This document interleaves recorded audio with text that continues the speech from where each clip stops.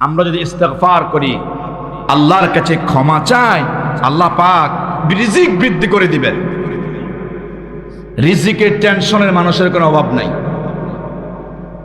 রিজিকের টেনশনের জন্য মানুষ সুদ খায়, কথা বলে না।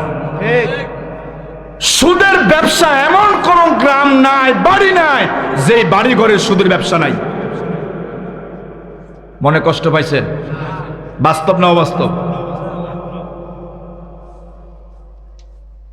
রিজিকের টেনশন, কোনো কর্ম নাই, 1 লাখ টাকা লাগাই রাখছে, প্রতি মাসে মাসে টাকা আসতেছে, মাশাআল্লাহ, পাঞ্জাবি ইস্তারি করি 11 গ্রাম বাজারে যাইয়া বড় মাছটা কিনে আনবা, আল্লাহু আকবার খাইতে আছে। এরকম মানুষ আছে না নাই? আল্লাহ তাআলা বলতেছেন, যারা ইস্তেগফার করবে, আল্লাহর কাছে ক্ষমা চাইবে, আল্লাহর কাছে যদি ক্ষমা চায়, রব্বুল আলামিন তার রিজিকে কোনো অভাব রাখবেন না। রিজিকের জিম্মাদারি কার হাতে? প্রিয় ভাইরা আমার, রিজিকের একচ্ছত্র মালিকানা আমার আল্লাহর হাতে। দেখুন, সকালবেলা পাখি তার বাসা থেকে খালি পেট নিয়ে বের হয়ে যায়, সন্ধ্যা যখন হয়ে যায়, এই পাখির পেটটা ভরিয়ে দিয়ে তার বাসার মধ্যে যিনি পাঠান, চিৎকার করে বলেন তিনি কে? অসংখ্য পাখি আছে, সাগরের মধ্যে অসংখ্য মাছ আছে, যে মাছগুলোর খাবারের বন্দোবস্ত কেউ করে না, একজন করেন, বলেন তিনি কে? তুমি আশরাফুল মাখলুকাত, তুমি সৃষ্টির সেরা মানুষ, তুমি কেন সুদের সাথে জড়িত হবা? তুমি কেন ঘুষের সাথে জড়িত হবা? তুমি কেন টেন্ডারবাজির সাথে জড়িত হবা? রিজিকের চিন্তা করছো? আল্লাহর কাছে ইস্তেগফার করো। আল্লাহ বলছেন, তোর রিজিকের জিম্মাদারি আমি আল্লাহর কুদরতি হাতে গ্রহণ করব।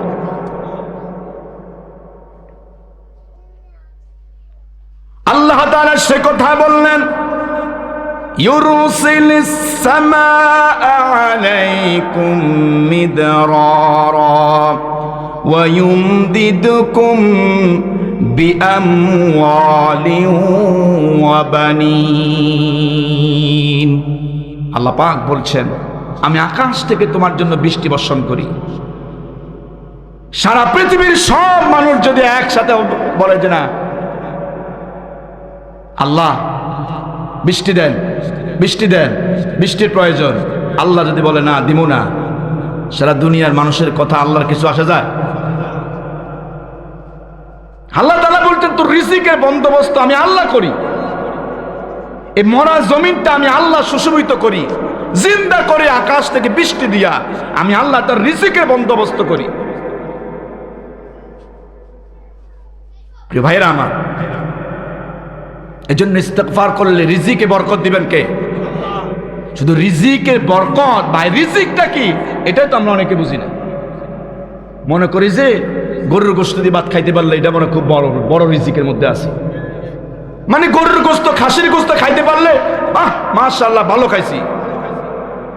কিন্তু সুস্থতার নিয়ামত দুনিয়ার সব রিজিকের মধ্যে শ্রেষ্ঠ একটা রিজিক। সুস্থ আছেন, ভালো আছেন? আপনার মতো কত মানুষ হসপিটালে বেডে শুয়ে আছে, আপনার মতো কত মানুষ হসপিটালের বেডে শুয়ে আছে। দেখেন, মাঝে মাঝে মেডিকেল কলেজগুলো থেকে সফর করবেন, যাবেন, দেখবেন কত মানুষ কত রোগে আক্রান্ত। আল্লাহ চাইলে যেই কোনো একটা রোগ আপনার শরীরের মধ্যে প্রবেশ করায় দিয়া হসপিটালে বেডের মধ্যে শুয়ে রাখার মতো ক্ষমতা আমার আল্লাহর আছে না নাই? আল্লাহ বলছেন, ওয়ায়ুমদিদকুম বিআমওয়ালিন ওয়া বানিন। শোনো, আমি আল্লাহ তাআলা ধন সম্পদ দিয়া, সন্তান সন্ততি দিয়ে তোমাকে আমি আল্লাহ তাআলা সুশোভিত করি, বরকত আমি আল্লাহ তোর দান করি। সুবহানাল্লাহ। তাহলে গরুর গোশতই শুধু আমাদের জন্য রিজিক নয়, হ্যাঁ এটাও রিজিক, তবে সর্বশ্রেষ্ঠ রিজিক হলো সুস্থতার নিয়ামত। সর্বশ্রেষ্ঠ রিজিকের নাম কি? সুস্থতার নিয়ামত। সুস্থ আছি, ভালো আছি, রাসূলুল্লাহ সাল্লাল্লাহু আলাইহি সাল্লামের জন্য বলছেন, ইগতানিম খামসান ক্বাবলা খামসিন শাবাবাকা ক্বাবলা হারামিক ওয়া সিহহাতাকা ক্বাবলা সুকুমিক। সুস্থ আছো এটা প্রাধান্য দাও অসুস্থ হওয়ার আগে। সুস্থ আছো আল্লাহর সিজদা করো। সুস্থ আছো মালিককে প্রাণ খুলে খুলে ডাকো। সুস্থ আছো রাতের গভীরে ঘুম থেকে জাগ্রত হইয়া আল্লাহর কুদরতি কদমের মধ্যে পড়ে যাও। জীবনে এমন একটা সময় আসবে আফসোস করবা, কিন্তু আল্লাহকে সিজদা দেওয়ার কোনো সুযোগ থাকবে? আল্লাহ কত রহমান, আল্লাহ কত দয়ালু। আল্লাহ বান্দাদেরকে কি সুন্দর করে বলছেন, দুনিয়ার যত সন্ধ্যা ঘনিয়ে আসে দুনিয়ার সব অফিস আদালতগুলো বন্ধ হয়ে যায়, হয় কি হয় না? কিন্তু আমার আল্লাহ রাব্বুল আলামিন বলেন, শোনো আমার গোলামেরা, রাত যত গভীর হতে থাকে আমি আল্লাহর কুদরতি অফিসে দরজাগুলো খুলতেই থাকে। গভীর রাত্রে আমি আল্লাহ তাআলা প্রথম আসমানে অবতরণ করি, দুনিয়ার মানুষদেরকে ডেকে ডেকে বলে, ও আমার গোলামেরা, ও আমার বান্দা বান্দিরা, কার কি প্রয়োজন আমার কাছে বলো। কে অসুস্থ হয়ে হসপিটালের বেডে কাতরাচ্ছ, কে অসুস্থ হয়ে ঘরের বিছানার মধ্যে পড়ে আছো, কে রিজিকের অভাবে আছো, কে বিপদে আছো, ওযু করে আমার কুদরতি কদমের মধ্যে সেজদা দিয়া আমি আল্লাহর কাছে প্রার্থনা করো, আমি আল্লাহ তোর সব দোয়া কবুল করে নিব। অথচ মুসলমানের নামাজের খবর নেই। মুসলমানের নামাজের খবর নাই, আল্লাহর কাছে ক্ষমা চাওয়ার খবরে নাই।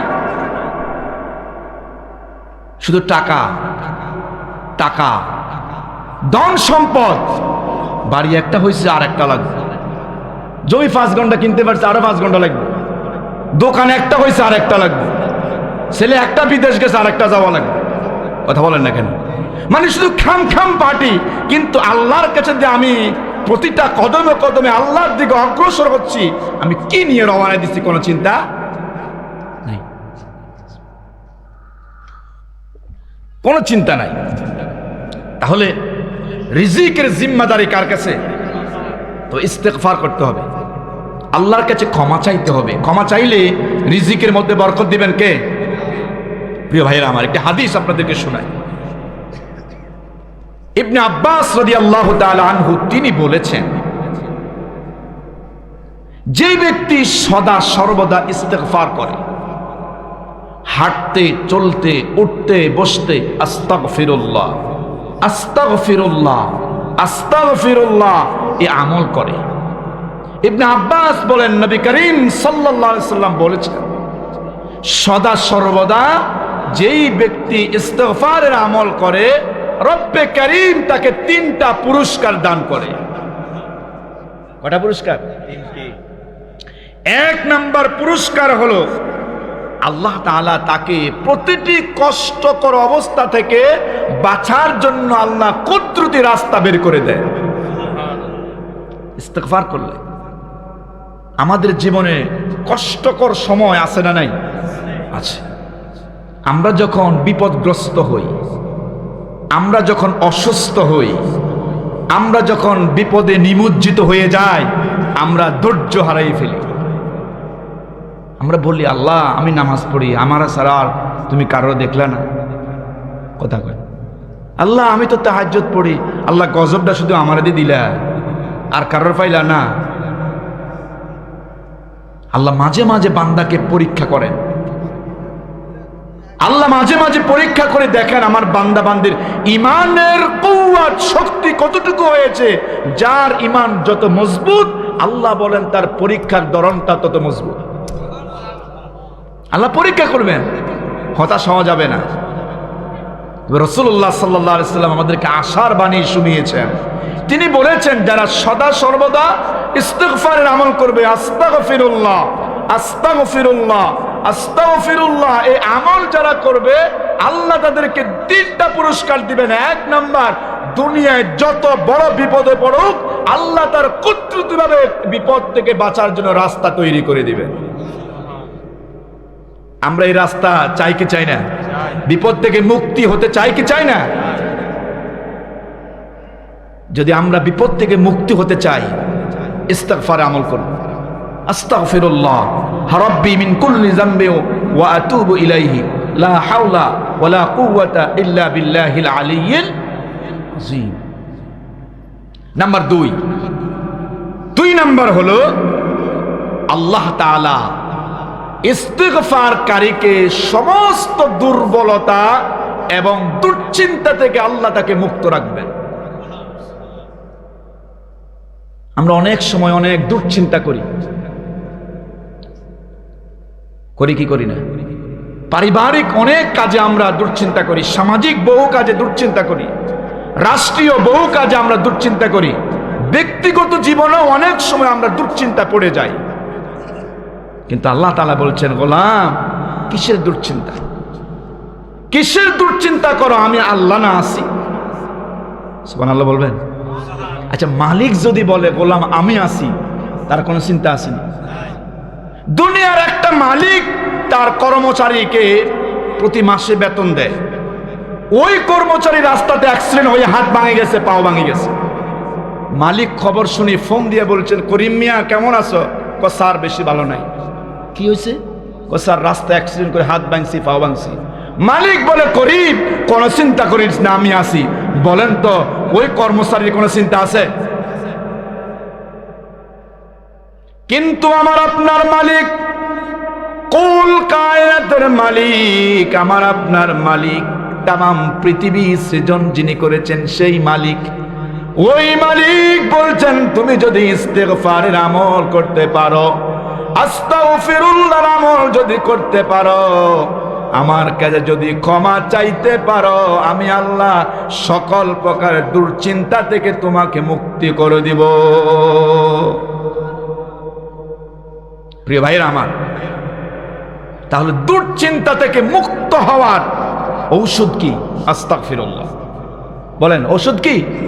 আস্তাগফিরুল্লাহ। আস্তাগফিরুল্লাহ। আপনি দুশ্চিন্তাগ্রস্ত আছেন, এই দুশ্চিন্তা থেকে কেউ আপনাকে মুক্ত করতে পারবে না। একজন পারবেন, তিনি কে? আপনি একচ্ছত্র মন নিয়ে, আপনি খুশু নিয়ে, আন্তরিকতা নিয়ে, আল্লাহর উপর 100% ভরসা রেখে আপনি ইস্তিগফার করতে থাকেন, আস্তাগফিরুল্লাহ আস্তাগফিরুল্লাহ আস্তাগফিরুল্লাহ, এই আমল করতে থাকেন। রাসূলুল্লাহ নিজেই বলেছেন, উম্মতরা কোনো টেনশন নাই, আল্লাহ তোমাকে দুশ্চিন্তা মুক্ত করে দিবেন। নাম্বার 3, এখন রিজিকটা আইব করতে, এটা নিয়ে অনেক টেনশন। রিজিকটা আসবে কোত্থেকে? আল্লাহ যদি চান কোন কর্ম ছাড়া আমাকে আপনাকে খাওয়াতে, এ খাওয়া বন্ধ করার ক্ষমতা দুনিয়ার কারো আছে? আল্লাহ যদি চান আমি তোরে খাওয়াবো না, দুনিয়ার সব সম্পদ যদি একটা গ্লাসের ভিতরে ঢুকাইয়ে দেওয়া হয়, এক শস্যা পরিমাণ এই রিজিক আমার পেটে যাওয়ার সম্ভাবনা, আল্লাহ খাওয়াবেন না। আর আল্লাহ খাওয়াতে চান, দুনিয়ার সবাই হরতাল দিলে লাভ হবে না, আল্লাহ খাওয়াবেন। তা আল্লাহ তাআলা বলছেন, যারা ইস্তিগফার করবে আল্লাহ তাআলা তাদের জন্য এমন জায়গা থেকে রিজিকের বন্দোবস্ত করবেন, বান্দা কল্পনা করতে পারবে না, কল্পনা করতে পারবে না। কোত্থেকে তোমারে খাওয়াবো? বলেন আল্লাহর কাছে রিজিকের কোনো অভাব আছে? অভাব নাই।